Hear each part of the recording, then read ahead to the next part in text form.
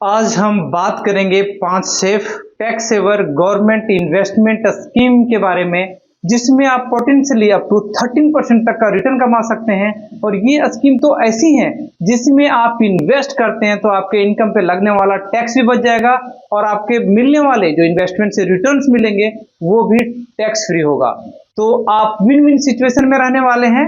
अगर इन स्कीम की बात करें, इनकी रिस्क की बात करें, तो इस स्कीम में स्टॉक मार्केट म्यूचुअल फंड के मुकाबले रिस्क बहुत ही कम है, कहें तो ना के बराबर रिस्क रहने वाला है। आज हम बात करेंगे कैटेगरी वाइज, जैसे कोई सीनियर सिटीजन है तो उनके लिए कौन सा स्कीम बढ़िया है, जैसे कि इनकी बिटिया है तो बिटिया के लिए कौन सा प्लान उनके लिए बेहतर होगा। अगर किसी के रिटायरमेंट में 10 से 15 साल बचे हैं तो उनके लिए बेस्ट स्कीम क्या होगा। कोई यंग फ्रेशर जिसने अभी अपनी अर्निंग स्टार्ट की है तो उनके लिए कौन सा बेस्ट स्कीम होगा। तो हर इंसान के लिए आज हम टैक्स सेवर गवर्नमेंट स्कीम की बात करने वाले हैं। तो जानते हैं कुछ बेस्ट गवर्नमेंट स्कीम जो देता है आपको बेहतर रिटर्न के साथ साथ सेफ्टी भी। जितने भी गवर्नमेंट स्कीम हैं जो अभी जिसमें आप इन्वेस्ट कर सकते हैं, उनमें से 5 बेस्ट सेफ और टैक्स सेवर प्लान के बारे में इस वीडियो में हम डिस्कस करने वाले हैं।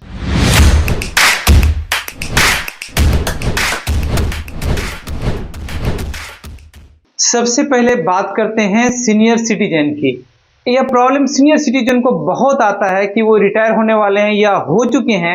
अब उनको जो रिटायरमेंट पे एक बड़ा अमाउंट मिलने वाला है या मिला है, या इंश्योरेंस के मैच्योरिटी पे बड़ा अमाउंट मिलने वाला है, जिसको लेकर वो चिंता में रहते हैं कि वो कहाँ इन्वेस्ट करे, कौन से ऐसे ऑप्शन में इन्वेस्ट करे उनको एफडी से ज्यादा रिटर्न मिले, क्योंकि वो रिटायरमेंट कॉर्पस है तो उस पर किसी भी तरीके से वो रिस्क नहीं ले सकते हैं। और एफडी का रिटर्न जो होता है वो इन्फ्लेशन को बड़ी मुश्किल से बीट करता है। तो इन्फ्लेशन बीटिंग रिटर्न हो, एफडी से ज्यादा रिटर्न हो, सेफ हो, और ऐसे रिटर्न वो तलाश कर रहे होते हैं, ऐसे इन्वेस्टमेंट ऑप्शन वो तलाश कर रहे थे।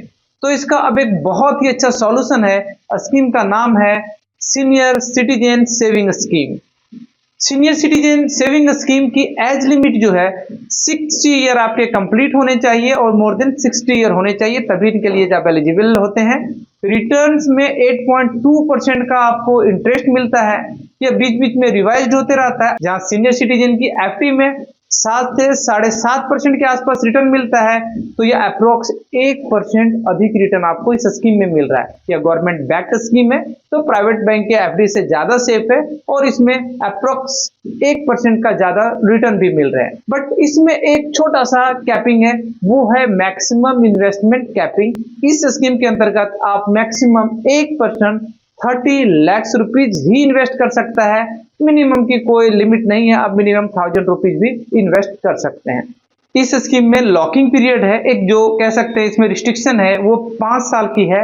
5 साल के बाद ही इसे आप निकाल पाएंगे। 5 साल के बाद इसे फर्दर एक्सटेंड करना चाहते हैं, उससे ज्यादा पीरियड के लिए इन्वेस्ट करना चाहते हैं तो एप्लीकेशन देके इसे बढ़ाया जा सकता है 3 सालों के लिए। टोटल मैच्योरिटी जो बढ़ाई जा सकती है वो अप टू 8 ईयर की बढ़ाई जा सकती है। बट अगर आपको बहुत इमरजेंसी है, बीच में जरूरत है, तो प्री मैच्योरिटी भी अलाउड है, बट उसमें पेनल्टी इंपोज करता है। अगर आप 1 साल के बाद विड्रॉल करते हैं तो 1.5% की पेनल्टी है जो अमाउंट आप विड्रॉल करेंगे। बट अगर आप 2 साल के बाद यही विड्रॉल करते हैं तो पेनल्टी घट के 1% हो जाती है, पर विड्रॉल तो अलाउड है पर उस पर पेनल्टी चार्ज होता है। इस स्कीम की हम टैक्स सेविंग की बात करें, इस पे टैक्स जो बचने वाला है, जितने अमाउंट आप डालते हैं अप टू 1,50,000 एटीसी में आपको डिडक्शन मिल जाता है। सीनियर सिटीजन के लिए ये सोचे बिना सोचे सबसे बढ़िया सेफ इन्वेस्टमेंट ऑप्शन है, जिसमें आपको बेहतर रिटर्न जो आपके एफडी पे, जो सीनियर सिटीजन के एफडी पे रेट मिलता है उससे ज्यादा रिटर्न भी है और साथ में सेफ है, टैक्स बेनिफिट भी है। सुकन्या समृद्धि योजना, ऐसे लोग जिनके 1 या 2 बेटियां हैं, इसमें पर्सन इन्वेस्टर की एज रिस्ट्रिक्शन नहीं है। सुकन्या समृद्धि योजना के स्कीम में अगर आपकी बेटी की उम्र 10 साल या उससे कम है तो इसके अंदर आप अकाउंट ओपन करवा सकते हैं। बट अगर 10 साल से बड़ी हैं, ये स्कीम उनके लिए एप्लीकेबल नहीं है, इसके अंदर आप उनके अकाउंट ओपन नहीं करवा सकते हैं। इस स्कीम में इन्वेस्टमेंट कैपिंग है, मैक्सिमम इन्वेस्ट आप पर अकाउंट 1.5 लाख कर सकते हैं।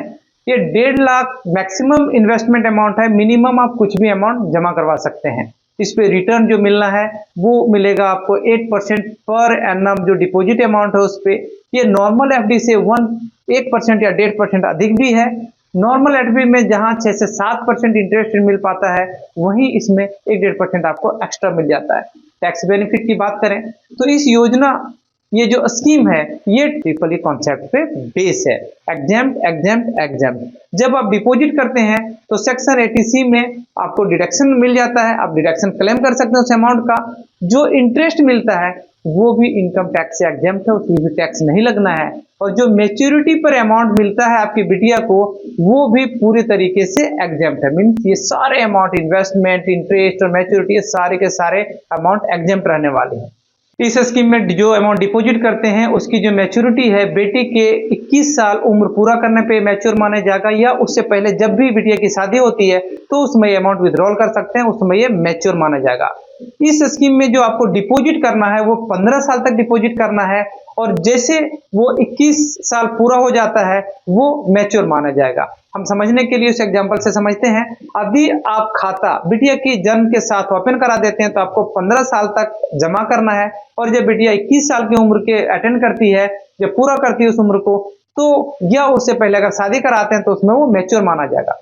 दूसरा एग्जांपल हम समझते हैं। अगर बेटी का खाता हम 5 साल 5 नहीं, मान लेते हैं कि हम 10 साल की उम्र में ओपन करवाते हैं, तो आपको जो अमाउंट जमा करना है, बिटिया के 25 साल उम्र तक आपको अमाउंट जमा करना है, और जो मैच्योरिटी होगी वो 21 ईयर के बाद होगी। दैट मीन्स जब वो 31 था, 31 ईयर रीच करेगी, तो या उसके पहले जब भी शादी होती है तो वो मैच्योर माना जाएगा। यह स्कीम उन वर्किंग लोगों के लिए बहुत अच्छी है जो सेफ इन्वेस्टमेंट देख रहे हैं, कोई रिस्क नहीं लेना चाहते, वर्किंग है, जॉब में टैक्स बेनिफिट भी देख रहे हैं। यूजुअली वो लोग, वर्किंग लोग जो सीनियर सिटीजन में नहीं आते हैं। Third option, third investment option, usually वो लोग जो सीनियर सिटीजन नहीं है, जो टैक्स सेविंग एफडी करते हैं, जिसपे उसे इंटरेस्ट जो मिलता है 7.25% से 7% के बीच मिल पाता है, उनके लिए यह स्कीम एक बहुत अच्छा स्कीम है। National saving certificate, NSC। इनमें एज लिमिट कोई नहीं है, इसमें इन्वेस्ट करने के लिए कोई एज लिमिट नहीं है, कोई भी पर्सन इसमें अप्लाई कर सकते हैं, चाहे वो किसी एज का है। इसमें जो आपको इंटरेस्ट मिलता है, जो रिटर्न मिलता है, वो 7.7% है। या ऐसा स्कीम है जहां नॉन सीनियर सिटीजन को, सीनियर सिटीजन को मिलने वाला इंटरेस्ट जो उसे एफडी पे मिलता है वो उसे इस स्कीम में मिल जाता है। या गवर्नमेंट बैक प्लान है तो सेफ्टी के साथ कोई कंप्रोमाइज नहीं है। बट इसमें एक छोटी सी रिस्ट्रिक्शन ये है, ये 5 साल के लिए लॉक है। दैट मीन्स इनकी लॉक इन पीरियड 5 ईयर के लिए है। टैक्स बेनिफिट की बात करें इस स्कीम की, तो जो अमाउंट आप इन्वेस्ट करते हैं उसका आपको ATC में डिडक्शन मिल जाता है। दैट मीन 1.5 लाख तक उसमें आपको डिडक्शन मिल जाता है। मैच्योरिटी पे जो अमाउंट मिलता है उस पर आपको टैक्स पे करना है, वो टैक्स फ्री नहीं होता है। बट जो टैक्स सेविंग एफडी है उससे बेहतर ऑप्शन है, उससे बेहतर रिटर्न है, और एक नॉर्मल पर्सन जो सीनियर सिटीजन नहीं है वो, उसको सीनियर सिटीजन के एफडी के बराबर इंटरेस्ट मिल जाता है। फोर्थ, अब हम आते हैं well non public provident fund, जिसको हम PPF के नाम से जानते हैं। ये वर्किंग प्रोफेशनल के लिए, चाहे वो अपने बच्चे के नाम से ऑप्ट कर सकते हैं, वो अपने नाम से लें। अब जब मैं इनका इंटरेस्ट रेट बोलूंगा तो थोड़ी सी निराशा होगा, थोड़ा सा उदासी होगा, क्योंकि इसका इंटरेस्ट रेट पहले जो मैंने ऑप्शन बताया उनसे कम है। इंटरेस्ट रेट है 7.1%, जबकि NSC में आपको 7.7% मिलता है। इसकी लॉकिंग पीरियड भी ज्यादा है, इसकी मैच्योरिटी 15 साल बाद होती है, और इसे अगर आप बढ़ाना चाहे तो 5-5 साल के ब्लॉक में एप्लीकेशन देके अनलिमिटेड टाइम तक बढ़ा सकते हैं। ऐसे में ये ऑप्शन NSC से देखने में अच्छा नहीं लगता है, पर इनकी एक बहुत बढ़िया बात है, वो है टैक्स बेनिफिट की। ये काम करता है AAA कॉन्सेप्ट के बेस पे। टैक्स बेनिफिट, जो अमाउंट आप डिपॉजिट करते हैं 1.5 लाख तक ATC में आपको डिडक्शन मिल जाता है। जो इंटरेस्ट इस पे मिलने वाला है वो भी आपका टैक्स फ्री होता है, और जो मैच्योरिटी पे अमाउंट मिलता है वो भी एग्जेम्प्ट होता है। बट उसमें जो आप एन्युटी प्लान बाय करते हैं उससे जो इनकम मिलता है वो आपका टैक्सेबल होता है, वन टाइम वाला टैक्स फ्री होता है। इसमें 6 साल के बाद थोड़ी सी लिक्विडिटी आ जाते हैं। अगर आपको इमरजेंसी पड़ता है, कोई जरूरत है, तो 50% अमाउंट तक आप विथड्रॉ कर सकते हैं, जो आपका बैलेंस शो करता है। ऐसे में इंटरेस्ट रेट देखने में तो कम है, बट अगर आप हायर टैक्स स्लैब में है तो आफ्टर टैक्स जो इंटरेस्ट मिलता है, अगर वो नेट ऑफ टैक्स करके देखें तो ये बहुत अच्छा है, क्योंकि जो इंटरेस्ट इसमें रेट मिलता है और नेट ऑफ टैक्स है। ये उन लोगों के लिए एक बहुत अच्छा इन्वेस्टमेंट ऑप्शन है जो लोग हायर टैक्स स्लैब में है, 20% में है, तो नेट ऑफ टैक्स, क्योंकि इस पे टैक्स जो जो इस पे इंटरेस्ट मिलता है वो आपका टैक्स फ्री होता है। तो एक बहुत अच्छा इन्वेस्टमेंट ऑप्शन है, इसे आप देख सकते हैं। अगर आपको गवर्नमेंट इन्वेस्टमेंट स्कीम में ही जाना है, अगर उनके जितने भी प्लान है अगर उनमें से आपको चूज करना है तो एक बेहतर हो सकता है लंबे टाइम के लिए। जब आप रिटायरमेंट प्लान के तौर पे देखते हैं तो लॉन्ग लॉक इन पीरियड अच्छा होता है, इसमें कंपाउंडिंग का बेहतर इफेक्ट देखने को मिलता है। यह जो दो ऑप्शन आपने देखा एनएससी और पीपीएफ, यह मिडिल एज वाले को जो 40 से 50 वाले वर्किंग प्रोफेशनल है उनके लिए एक अच्छा ऑप्शन है, क्योंकि उसकी जिम्मेदारियां बहुत अधिक होती है, उनकी रिस्क बेयरिंग कैपेसिटी कम हो जाती है। तो ऐसे केस में ये दो ऑप्शन एनएससी और पीपीएफ उनके लिए बहुत अच्छा ऑप्शन साबित हो सकता है इन्वेस्टमेंट के लिए। क्योंकि ऐसे लोग जो लोग कहते हैं नहीं मुझे गवर्नमेंट स्कीम में ही इन्वेस्ट करना है, मुझे बाकी पे कुछ भी भरोसा नहीं है, तो जो गवर्नमेंट स्कीम है उनमें से ये दो ऑप्शन ना उनके लिए बहुत बेहतर हो सकता है। फिफ्थ प्लान, कोई ऐसा पर्सन जो बिल्कुल अनप्रोफेशनल है, जिसने अभी अपनी बिजनेस अपनी अर्निंग स्टार्ट की, अपनी जॉब स्टार्ट की, जो ज्यादा रिस्क ले सकता है, जिसे हायर रिटर्न चाहिए, उनका पूरा कैरियर आगे पड़ा है, उसे फ्यूचर को अपने अनुसार डिजाइन करने हैं, लंबे टाइम तक इनकम आने वाला है, कैश फ्लो लंबे टाइम तक आने वाला है। जिस स्कीम की मैं बात करने जा रहा हूं वो म्यूचुअल फंड और स्टॉक मार्केट से कम रिस्की है, पर जो हमने पीछे डिस्कस किया एनएससी पीपीएफ और अदर प्लान उससे थोड़ा सा ज्यादा रिस्की है। इस स्कीम में मैनुअली रिस्क लेवल हम डिसाइड कर सकते हैं। अगर हमें ज्यादा रिस्क लेना है तो हम इक्विटी पे ज्यादा अमाउंट इन्वेस्ट करते हैं, जो अमाउंट इन्वेस्ट कर रहे हैं, पर इसमें मैक्सिमम जो हम इक्विटी पे अमाउंट को सेग्रीगेट कर सकते हैं, उस पर इन्वेस्ट कर सकते हैं, वो 75% तक ही कर सकते हैं। उसके बाद हमें उसे दूसरे ऑप्शन में डालना होगा।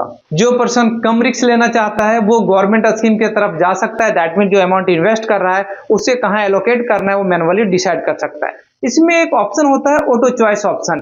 ऑटो चॉइस को सेलेक्ट करना चाहिए हमारे अनुसार, जिसके अंतर्गत आपके एज के बेस पे उसका एल्गोरिथम उसका एल्गो डिसाइड करता है कि किस कैटेगरी में कितना अमाउंट को डिवाइड करना चाहिए। और इसमें जो लास्ट ईयर रिटर्न मिला है वो 15 to 18% इक्विटी सेगमेंट से मिला है, जो नेशनल पेंशन स्कीम में इन्वेस्ट हुआ था। नेशनल पेंशन स्कीम की हम बात करते हैं तो इसमें जो टैक्स बेनिफिट की बात जो है, जो अमाउंट आप इन्वेस्ट करते हैं वो आपको 1.5 लाख तक का बेनिफिट मिल जाता है एटीसी में। दैट मीन्स एटीसी में आपको डिडक्शन मिलेगा 1.5 लाख रुपए तक। बट आपने बहुत सारे अगर पहले भी स्कीम ले रखे हैं या पहले भी आपका पहले से एटीसी सेक्शन आपका फुल है, जो उसमें लिमिट है 1.5 लाख की अगर फुल है, तो इस स्कीम में अगर आप इन्वेस्ट करते हैं तो एटीसी के अलावा आपको 50,000 रुपए तक और बेनिफिट मिलता है एटीसीसी-डी के अंतर्गत। दैट मीन्स अगर टोटल 2 लाख भी तक इसमें इन्वेस्ट करते हैं तो आपको बेनिफिट मिल जाता है इस सेक्शन में।